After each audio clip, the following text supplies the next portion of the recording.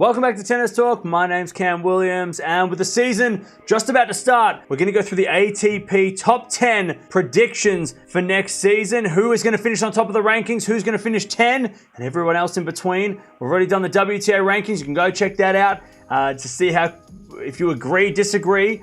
Same with this list. Make sure you comment down below if you don't agree with me and you think something different. Well, let's start with the number 10 player at the end of next season that I think is going to finish. So coming in at number 10, I've got Jannik Sinner. Now, some of you might have him a lot higher because he has got the potential to be in the top 5, possibly in the future, maybe even a number 1 somewhere down the track. He's got points to gain at Indian Wells, Paris, and at Wimbledon, and he did do very well at Wimbledon. Remember, he did have Djokovic down 2 sets to love in that Wimbledon quarterfinal. So if that's worth points, he's probably in the top 10 at this point, but he does have points to lose at the Australian Open, US Open, and Umag, where he made the quarterfinals of a couple of those slams, and then, of course, won Umag. So interested to see how he does backing up the quarterfinals, but I think he's going to get up the ranks. I think he's going to finish at number 10 in the world this time next year. Coming in at number 9 now, and I've got Holger Rune. Now, again, another player that a lot of you might have much higher in the top 10, but I'm just a little worried at his game at slams. Doesn't have any points at the Australian Open to defend. Cincinnati or Wimbledon, he lost in the first round of all those events. So he has a lot of points potentially at those events, but he has got Paris indoors to defend at the end of the season. He's got the quarterfinal of the French and also the final in Basel. And I'm a little worried at how he does at slams because he did great at the French, but outside of the French Open, his results weren't great. As you can see there, 2 first-round losses. So can he play 5-set matches? That's what I need to figure out next year. I've got him in the top 10 at number 9. Some of you might have him higher, but I'm not quite confident enough to put him any higher than that. Coming in at number 8 now, it's Alexander Zverev. Now, very impressed with how he's come back the last couple of weeks, and it looks like his injury might be behind him. And I was going to put him a lot higher, but I just couldn't justify putting him too high because that foot is still a worry for me, and he could be out for months if that foot gets re-injured. He does have no points to defend and a lot of points to gain at places like the US Open, Cincinnati, Wimbledon, because he didn't play any of those events. Remember,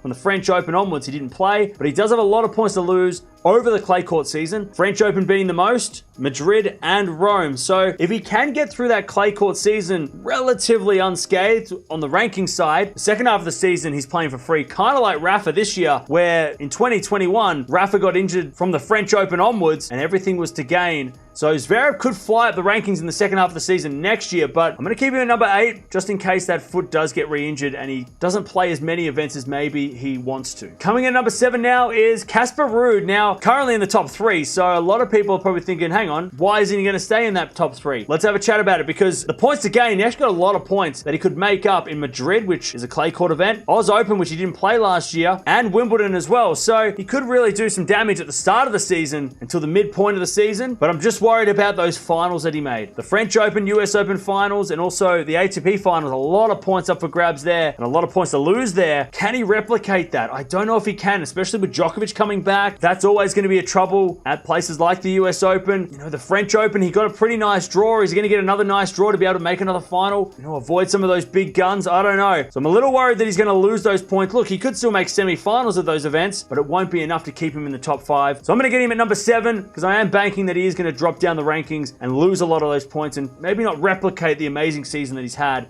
in 2022. Coming in number 6 now, I've got Stefanos Tsitsipas. Now, it's hard not to put him higher, but it's also, I don't think I can put him any lower. He hasn't played very well at the big tournaments. He lost in the first round of both the US Open and Canada, and of course, Wimbledon was worth no points, and he only made the 3rd round. So if he could do well in the second half of the year, then possibly he could be higher, but he does have a lot of points to defend at the start of the season, especially in Monte Carlo in the Australian Open. He's been at the Australian Open semi-final the last couple of years, so maybe he can replicate that. And then Cincinnati, he made the final. So that's his big points that he's got to defend next year. But I don't know. I couldn't really justify putting him any higher unless he maybe wins a slam or makes another final. But I couldn't put him any lower because I think he is going to have a solid year again next season. But I've got him at number 6 in the world this time next year. Coming in at number 5, and this might shock a bunch of you, but I've got Carlos Alcaraz. I'm just kind of like Ruud. I feel like they've had a very good season, but I'm just a little worried about backing it up next year, and I think he is going to fall down. Now, he doesn't have any points in Rome or Monte Carlo to defend. Of course, Wimbledon wasn't worth any points, so he could really make up some points there. Events on the clay courts, but it's where he has to defend points. The US Open, like I said, with Djokovic coming back, and Zverev also maybe in the mix, that could be a really tough event to defend. Miami, Madrid, he won both of those. Again, Djokovic coming back, playing those events. I'm a little worried for Alcaraz having to defeat Djokovic to win some of these tournaments, even though he did that in Madrid. So I've got him at number 5 just because of the Djokovic factor coming back. And also Zverev. I think Zverev proved at the French Open last year that,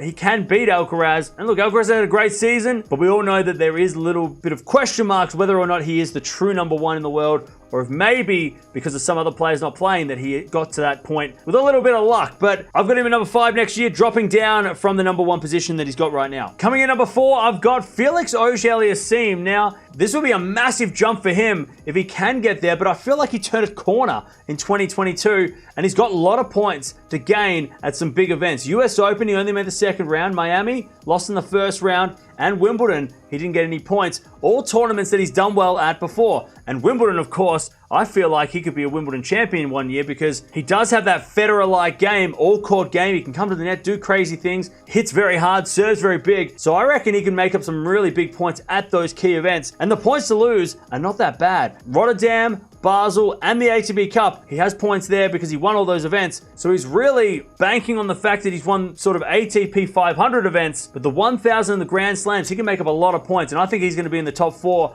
this time next year, maybe even making a Slam final at some point in 2023. Coming in at number 3 now, we've got Rafa Nadal. And I know a lot of people are going to think, wait, hang on, how come Rafa's not number 1? Why aren't you going to put him at number 1? I actually think Rafa will get to number 1 at some point this year, but this time next year, he will finish as number 3. I think he can make points up at Canada and Monte Carlo, 2 places that he didn't play this year because of injury. And I also think he might be able to play well at Wimbledon again and gain some points there. But it's the points to lose. Of course, the Australian Open, Djokovic is back. There's a lot of tough players at the Australian Open. It's not his best tournament either, even though he did win it last year. I just think there's a lot of things that have to go right again for Rafa to win the Australian Open again. So I think he might lose some points there. French Open, I don't think we have to worry about that one. And then the Indian Wells Finals, another big chunk of points he has to defend. But I'm just worried that with Djokovic back, it's going to be tough for Rafa to win the same tournaments that he did this year. So I've got him down at number 3. Still top 3 for me because he's a GOAT. It's very hard to put him anywhere else. I don't think he's going to drop outside the top 5 or top 10.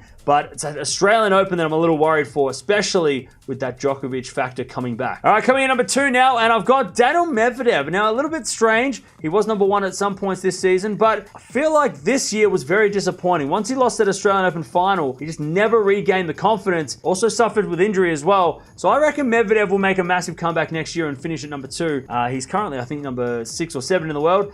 He's got points to gain at Canada. The ATP Finals, he played okay, but he lost all of his matches. And Wimbledon, he didn't get to play, and that's a big factor. If he can play Wimbledon, kind of like Sabalenka in the women's side, I think that they can go up the rankings because I think both of them at Wimbledon might be able to do some damage. The points to lose, of course, the Australian Open final, that's his biggest points to lose, making the final there. So he's going to have to play well in Australia again this year to kind of, I guess, cover himself. He could drop down the rankings after Australia and then, have to come back harder. But also Vienna and Cincinnati, 2 big chunks of points there. But again, I think that if he's allowed to play Wimbledon, that's where Medvedev will rise back up. And also, US Open he didn't play well at this year for the first time in a couple of years. ATP Finals, if he makes it again, he's, playing for free. So I reckon Medvedev's going to rocket back up the rankings, and I reckon he's going to be at number 2 this time next year. And the number 1 ranking is going to be Novak Djokovic. I think most people are putting Djokovic as number 1, even if you're not a fan of his, just because of what he did without playing every tournament this year. He didn't play so many massive events. You can see there, Australian Open, US Open, did not play. And also Wimbledon, worth no points, even though he won.